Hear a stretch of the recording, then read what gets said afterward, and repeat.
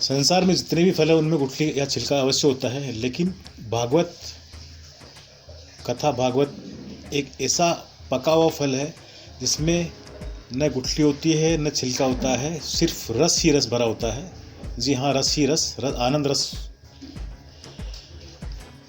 ज्ञान लाखों करोड़ों में होता है और सत्य हजारों में होता है। राधे राधे। नमस्कार, जय श्री राम। आप सभी का एक बार फिर से स्वागत है एक नए विषय के साथ में। दोस्तों, सभी का स्वागत है एक नए विषय के साथ में।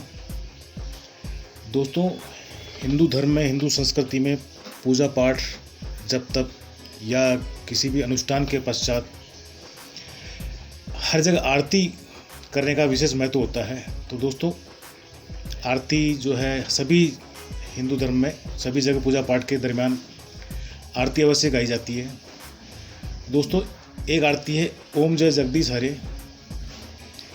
ये आरती प्रत्येक स्थान पे सभी अनुष्ठान के बाद में अवश्य गाई जाती है।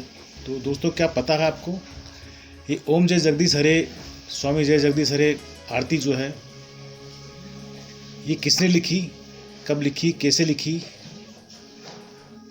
कौन इसके रचयिता हैं, आप जानते हैं? नहीं जानते हैं तो चलिए आज आपको हम बताते हैं। इस आरती के, ओम जय जगदीश हरे आरती के लेखक कौन है, इनका क्या नाम है और कहाँ के रहने वाले थे। दोस्तों, भारत के उत्तरी भाग में किसी भी धार्मिक समारोह के अंत में प्राय ओम जय जगदीश हरे, स्वामी जय जगदीश हरे आरती बोली जाती है। कई जगह इसके साथ कहते हैं शिवानंद स्वामी या कहत हरिहर स्वामी। सुनकर लोग किन्हीं शिवानंद या हरिहर स्वामी को इसका उल्लेख का लेखक मान लेते हैं, पर सच यह है कि इसके लेखक कोई और है। जी हाँ, कौन है आपको बताते हैं इनका नाम। दोस्तों, इसके लेखक है पंडित सरदाराम फिलोरी जी। आरती में आई एक पंक्ति श्रद्धा भक्ति बढ़ाओ में उनका नाम का उल्लेख होता है। श्रद्धा से उनका नाम है सरदाराम जी। सरदाराम जी का जन्म पंजाब में सतलुज नदी के किनारे बसे फिलौर नगर में 30 दिसंबर 1887 को पंडित जयदयालु जोशी जी एवं श्रीमती विष्णु देवी जी के घर में हुआ था। उनके पिताजी कथावाचक थे, अतः बचपन से ही सरदाराम जी को धार्मिक संस्कार मिले हुए थे। उनका कंठ भी जो है बहुत अच्छा था। भजन कीर्तन के समय वे मस्त होकर झूमते गाते थे। तो लोग भाग भी जो है, श्रोता जो भी होते थे, दर्शक सुनने वाले भक्त, वो भी झूमने गाने लगते थे। आगे चलकर सरदाराम जी ने जब स्वयं भजन आदि लिखने लगे तो फिलौर के निवासी होने के कारण वे अपने नाम के आगे फिलौरी लिखने लगे। सरदाराम जी हिंदी, पंजाबी, उर्दू, संस्कृत, गुरुमुखी आदि अनेक भाषाओं के ज्ञाता थे। इनमें उन्होंने धार्मिक पुस्तकें भी लिखी। उन दिनों अंग्रेजी शासन का लाभ उठाकर मिशनरी संस्थाएं पंजाब में लोगों का धर्म बदल रही थी। ऐसे समय में सरदाराम जी ने धर्म प्रचार के माध्यम से इनका सामना किया।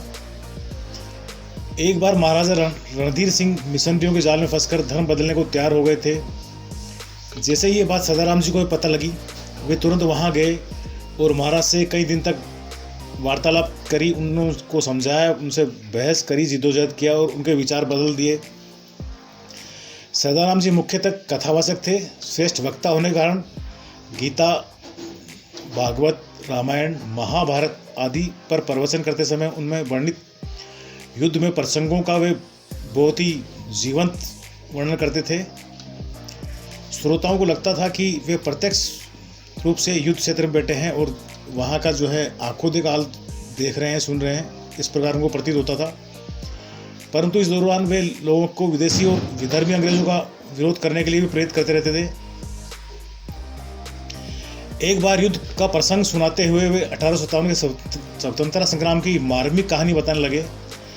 कथा में कुछ सिपाही भी बैठे थे। उनकी शिकायत पर सरदाराम जी को पकड़कर महाराज किले में बंद कर दिया गया, पर उन्होंने कोई सीधा अपराध तो किया नहीं था, कोई ऐसा जुर्म किया नहीं था। और फिर उनकी लोकप्रियता को देखते हुए पुलिस वाले उन्हें जेल भेजना भी नहीं चाहते थे, इसलिए उन पर क्षमा मांगने के लिए दबाव डाला गया। पर सरदाराम जी ने इसके लिए तैयार नहीं थे और मजबूरन जो है परेशान होकर के जग मारकर प्रशासन को उन्हें छोड़ना पड़ा। इसके बाद सरदाराम जी फिलौर छोड़कर पटियाला रियासत में चले गए। पटियाला रियासत में वहाँ कई दिनों तक प्रतीक्षा करने के बाद उनकी मुलाकात भेंट जो है वहाँ के महाराजा से हुई। महाराज ने उनकी विद्वता से प्रभावित होकर इस प्रकार उन्हें पटियाला में आश्रय दिया। महाराज बड़े प्रभावित हुए उनसे और इस प्रकार उनको पटियाला में आश्रय मिल गया। अब उन्होंने फिर से अपना धर्म प्रचार का काम प्रारंभ शुरू कर दिया, धर्म प्रचार कार्य शुरू कर दिया। पर वे पटियाला में लंबे समय तक नहीं रह सके और तीर्थ यात्रा पर निकल पड़े। इस यात्रा के दौरान उन्होंने धर्म ग्रंथों का घोर अध्ययन किया और अनेक पुस्तकें भी लिखी। ऐसे विद्वान कथावाचक पंडित श्री सदाराम जी का केवल 44 वर्ष की अल्प आयु में ही निधन हो गया। 24 जून 1881 को देहांत हो गया था उनका। लेकिन ओम जय जगदीश हरे, स्वामी जय जगदीश हरे आरती रचकर, आरती की रचना कर उन्होंने स्वयं को अमर कर दिया। दोस्तों, आज भी प्रत्येक जो है घर में, हर जगह हिंदू धर्म में, हर हिंदू घर में जहाँ भी आरती अनुष्ठान होती है, पूजा होती है, वहाँ प्रत्येक रोज़ जो है ओम जय जगदीश हरे आरती गाई जाती है, सुनी जाती है, सुनाई जाती है। प्रत्येक मंदिर में आरती होती है ही।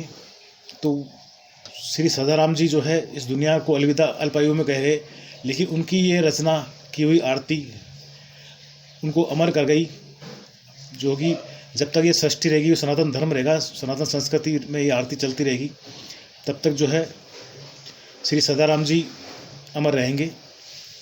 तो दोस्तों, ये छोटी जानकारी कैसी लगी, एक छोटे से प्यारे से कमेंट के माध्यम से अवश्य बताएं और अच्छी लगी तो अपने दोस्तों, मिलने जुलने वालों को अवश्य शेयर करें, क्योंकि बहुत से लोगों को, 99% लोगों को ये पता ही नहीं है ये आरती जो है किसने लिखी, इसके रचयिता कौन है, कब लिखी गई, ये सारी चीज़ें, काफ़ी चीज़ें जो है बहुत से लोगों को पता नहीं होती। तो ये चीज़ें जो है अवश्य अपने मिलने जुलने वालों को शेयर करें ताकि ये चीज़ें विलुप्त ना हो। और चैनल पे यदि न्यू है तो चैनल को सब्सक्राइब अवश्य करें, ये एकदम निःशुल्क है, इसका कोई शुल्क नहीं है। मिलते हैं एक नए विषय के साथ में, नई वीडियो में। तब तक के लिए जय हिंद, जय भारत, जय श्री राम, वंदे मातरम, राधे राधे। आप सभी का दिन मंगलमय हो। बहुत बहुत धन्यवाद वीडियो में बने रहने वालों के लिए।